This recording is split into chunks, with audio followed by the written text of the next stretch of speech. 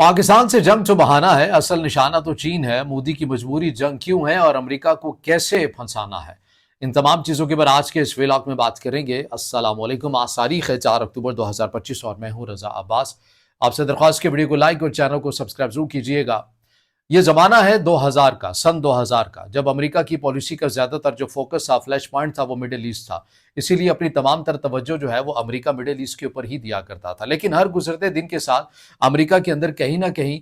ये राय और सोच मौजूद थी कि एक मुल्क खामोशी के साथ, एक बड़ा मुल्क बहुत तेजी के साथ हर मैदान में आगे बढ़ता हुआ नजर आ रहा है, जो एक ना एक दिन ऐसा आएगा, अगर उसको रोका ना गया तो वो अमेरिका की साख को, अमेरिका की मईशत को, अमेरिका के अस्करी पावर को चैलेंज कर सकता है। और फिर हमने देखा कि ये एहसास अमेरिका के अंदर बढ़ता ही चला गया और फिर वो वक्त आ जाता है 2011-12 का, जब अमेरिका के सदर बराक ओबामा बनते हैं और पिवोट ऑफ एशिया के नाम से एक नई पॉलिसी का तारुफ करवाते हैं। इस खेल को आपने समझना ये है, पस मंजर बयान करने का जो मकसद है वो ये है कि आपको इस सवाल का जवाब मिल सके कि आखिर भारत हर सूरत में क्यों जंग करना चाहता है, या भारत क्यों हमला जो है वो ऑपरेशन सिंदूर 2.0 करना चाहता है। जब तक आप ये सारा मंजरनामा नहीं समझेंगे, आपको ये सारा खेल समझ में नहीं आएगा। मेरे लिए बड़ा आसान है कि जो ट्रेंडिंग टॉपिक के ऊपर कोई न्यूज़ या वीडियोस हो या खबर हो वो मैं आपके सामने रख दूं, लेकिन पस मंजर रखने का मकसद ये है, आपको एक मामला जब समझ में आ जाएगा फिर आपको पता चल जाएगा कौन कहाँ से और क्या बात कर रहा है, डॉट से डॉट आप खुद ही मिला लेंगे। तो इसलिए वीडियो के आखिर तक आपने मेरे साथ जरूर रहना है। तो मामला ये है कि जब मैं बयान ये कर रहा हूं कि पिवोट ऑफ एशिया के नाम से जब इस पॉलिसी को तरतीब दिया जाता है, तो इंडो पैसिफिक के अंदर अमेरिका अपनी बहरी बेड़ों को, अमेरिका अपनी फौज, अपने वसाइल को 60% यहां पर शिफ्ट करता है। करना क्या होता है, पिवोट ऑफ एशिया की पॉलिसी के तहत हमने गलबा यहां पर बरकरार रखना है। इस लफ्ज को याद रखिएगा, जहन नशीन कीजिएगा, क्योंकि इसी लफ्ज का आगे चलकर सारा खेल भी आना है। गलबे का लफ्ज मैं इस्तेमाल कर रहा हूं, दोबारा तकरार कर रहा हूं, तो लिहाजा इसको याद रखिएगा। अब होता यह है कि जब पिवोट ऑफ एशिया और पॉलिसी बनती है और गलबा अमेरिका को यहाँ पर अपना बरकरार रखना होता है, तो इस गलबे के लिए ऐसा नहीं है कि अमेरिका अकेला ही तनहा ही काफ़ी होता है, बल्कि उसको यहाँ पर कुछ ममालिक की मदद चाहिए होती है जिसे वो अपना इत्तेहादी या दोस्त बना सके। लिहाजा जनूबी कोरिया का इंतखाब भी होता है, वियतनाम जैसे मुल्क का इंतखाब भी होता है, जापान का भी होता है, और सबसे बढ़कर भारत का होता है। और भारत ही के किरदार के ऊपर हमने सबसे ज़्यादा बात करनी है।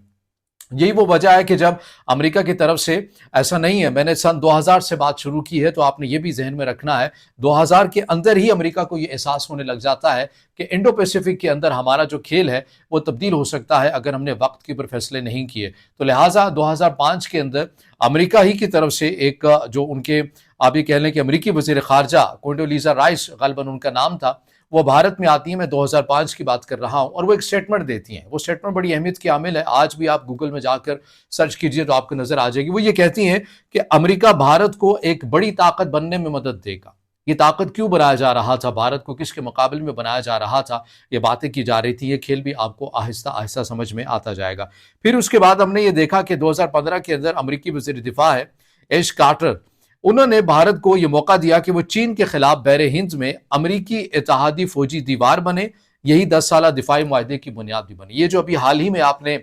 अमेरिका और भारत का दिफाई मुआहदा देखा है, ये कोई नया मुआहदा नहीं था, बल्कि ये पहले से ही 2015 के अंदर का किया गया मुआहदा था, जिसका उन्वान ये था, ये जिसकी एक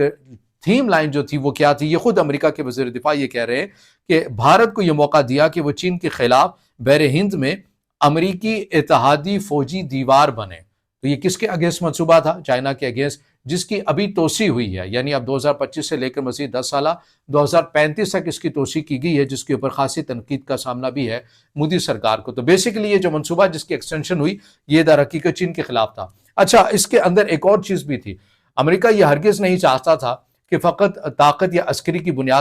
बुनियाद के ऊपर ही या ताकत के ज़रिए ही हमने चाइना को जो है उसके दरवाजे के पास से ही महदूद कर देना है, बल्कि हमें एक ऐसा फार्मूला भी लाना पड़ेगा जो तिजारती नुक्ता नज़र से भी हो, यहाँ के जो खित्ते के ममालिक हैं वो तिजारती ज़रिए से हमसे कनेक्ट हो सके और हम इस मार्केट को अमेरिका और मगरबी दुनिया तक रसाई दे सकें, और उसके अंदर चीन शामिल जो है वो ना हो। लेकिन उसके साथ हमने देखा, और इसके लिए जो एक जो प्लान तरतीब दिया गया था, मुआशी प्लान जो तरतीब दिया गया था, उसका नाम जो है वो ट्रांजिट,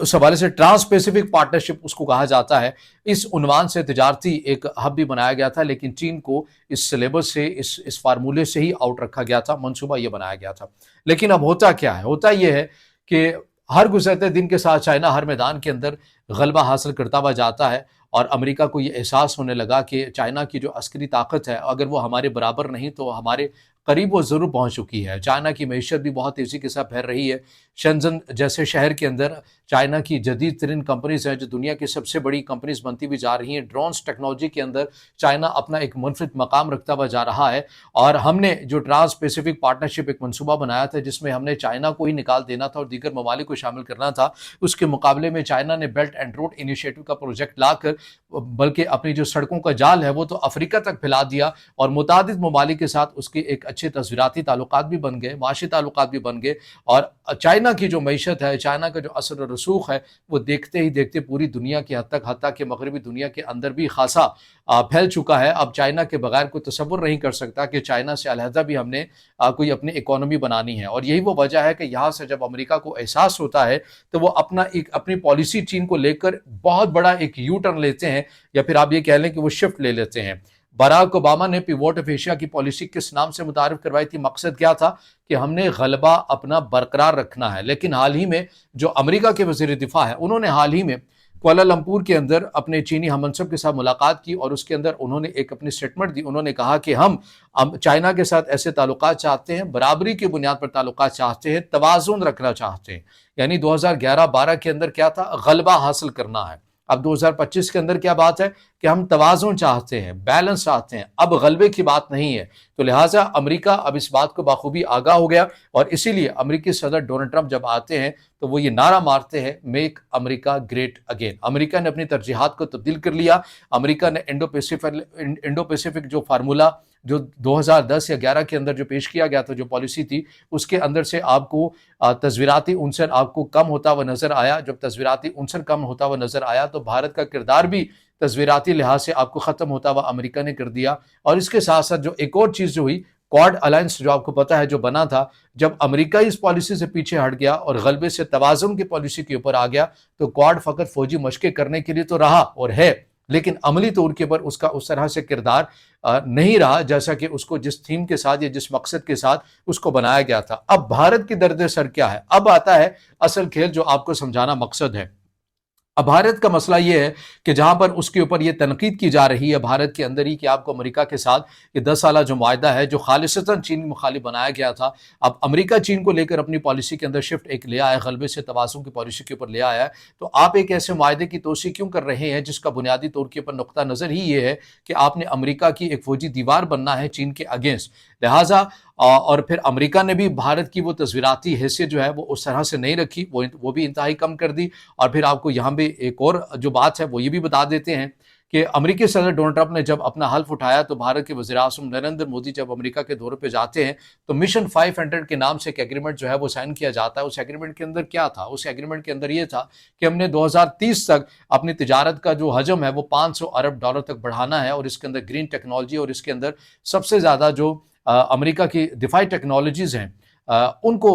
بھارت جو ہے وہ زیادہ سے زیادہ خریدے، تو یہ حجم ہے۔ اور اس کے لیے جو انہوں نے امریکہ کی طرف سے اپنا سفیر اس خطے کے اندر لگایا گیا، اسپیسیفک انڈیا کو لے کر نہیں لگایا گیا بلکہ اوورآل خطے کے والے سے بھی لگایا گیا، اور ان کی خالصتاً یہ ڈیوٹی بھی ہے، ڈیوٹی اب بھی ہے کہ انہوں نے دیکھنا ہے کہ بھارت جو ہے وہ مشن 500 کو کمپلیٹ کرنے کے اندر کس حد تک اقدامات کر رہا ہے، اور اگر وہ نہیں کرتا یا کسی حد تک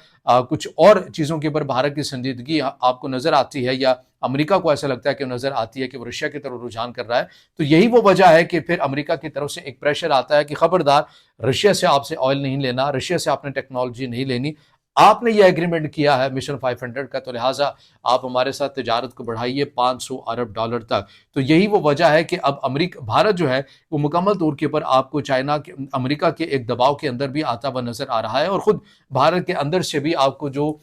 غیر جانبدار اور معتدل قسم کے جو دفاعی تجزیہ کار ہیں وہ بھی بھارت کی اس پالیسی کے اوپر آپ کو تنقید کرتے ہوئے نظر آ رہے ہیں۔ اب جنگ کیوں چاہتا ہے بھارت؟ اس سوال کا جواب یہ ہے کہ جہاں پر امریکہ نے چائنا کو لے کر اپنی پالیسی کے اندر شفٹ کیا اور وہاں پر بھارت کا تصویراتی کردار ختم ہوا، اور اس سب کے اندر ایک سند ایک مہر لگ گئی جب ہم نے دیکھا کہ پاکستان اور بھارت کی جنگ ہوتی ہے اور بھارت کو اس کے اندر خاصا نقصان اٹھانا پڑتا ہے، اور خود امریکی صدر ڈونلڈ ٹرمپ بار بار ایسے جملے بولتے رہے جو بھارت کی ان کے لیے ایک ہزیمت کا سامنا بھارت کو کرنا پڑا، بھارت کی خارجہ پالیسی کو کرنا پڑا۔ خود بھارت کی اپوزیشن راہل گاندھی کہتے ہوئے نظر آئے کہ مودی سرکار نے بھارت کی جو پوری خارجہ پالیسی ہے اس کا ستیہ ناش کر دیا ہے۔ بار بار امریکہ کے جو صدر ہے وہ ایسے بیانات دیتے ہیں جیسے وہ پاکستان کے وزیر خارجہ ہے، تو لہٰذا ایک اوورآل ناکامی تو ہوئی۔ اب اس ناکامی جو بھارت کی ہوئی عسکری لحاظ سے وہ ظاہرہ پاکستان کے لیے فائدہ مند ثابت ہوئی۔ پاکستان کی جو ملٹری قیادت تھی اور ہے، انہیں ایک نیا بوسٹ ملا، انہیں ایک نیا جنم ملا۔ مڈل ایسٹ تک پاکستان افواج کا کردار کی بات ہونے لگی، اردن، ایجپٹ پاکستان کے اعلیٰ حکام وہ جانے لگے، بنگلہ دیش کے اندر پاکستان کے عسکری حکام کا کردار بڑھنے لگا، امریکہ کے صدر ڈونلڈ ٹرمپ پاکستان کے فیلڈ مارشل کے ساتھ لنچ کرنے لگے۔ تو یہ تمام تر جو ایک نیا بوسٹ ملا آپریشن سندور 1.0 کی ناکامی کے بعد پاکستان کی آرمی کو یہ جو بوسٹ ملا، اب یہ بھارت سے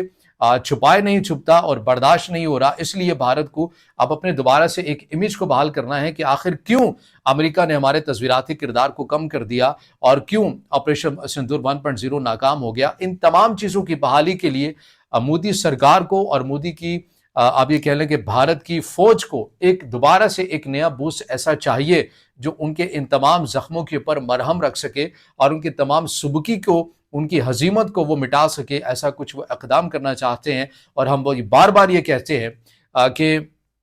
بھارت جو ہے یہ پیغام دینا چاہتا ہے، امریکہ کو پیغام دینا چاہتا ہے کہ وہ پاکستان کے ساتھ جنگ بھی لڑا ہے اور پاکستان کے کچھ ایریاز کے اوپر اپنا اسے جھنڈا بھی لہرا دیا ہے، یعنی میں ان کے نظریے، ان کی سوچ کی بات کر رہا ہوں۔ تو لہٰذا آپ ہمیں تصویراتی کھیل سے باہر نہ کریں، ہم آج بھی اس خطے کے ایک بڑے پلیئر ہیں اور اگر ہم چین کے خلاف اس طرح سے نہیں، آپ ہماری طاقت اور آپ ہماری مدد ضرور کیجیے، ہم بن جائیں گے، لیکن اس کے ایک اہم اتحادی ہم پاکستان کے لیے مسائل ضرور پیدا کر سکتے ہیں۔ تو در حقیقت یہ جو بھارت کے لیے اب مجبوری بن گیا ہے آپریشن سندور 2.0، تو اس کے محرکات، اس کی وجوہات جو ہے وہ آپ کو پس پردہ یہ تمام چیزیں وہ نظر آتی ہیں جو ہم نے خلاصے کے طور کے اوپر آپ کے سامنے رکھی ہیں۔ امید ہے کہ اب آپ اس سوال کا جواب ضرور جان گئے ہوں گے کہ آخر مودی سرکار کو آپریشن سندور 2.0 کی ضرورت کیوں پیش آ رہی ہے، اور DGISPR کی طرف سے پہلے ہی آگاہ کر دیا گیا ہے کہ ایسی اطلاعات ہیں کہ سمندر کے ذریعے یا سمندر کے راستوں سے بھارت کچھ بھی کر سکتا ہے۔ تو یہ تمام تر وہ چیزیں ہیں، وہ محرکات ہیں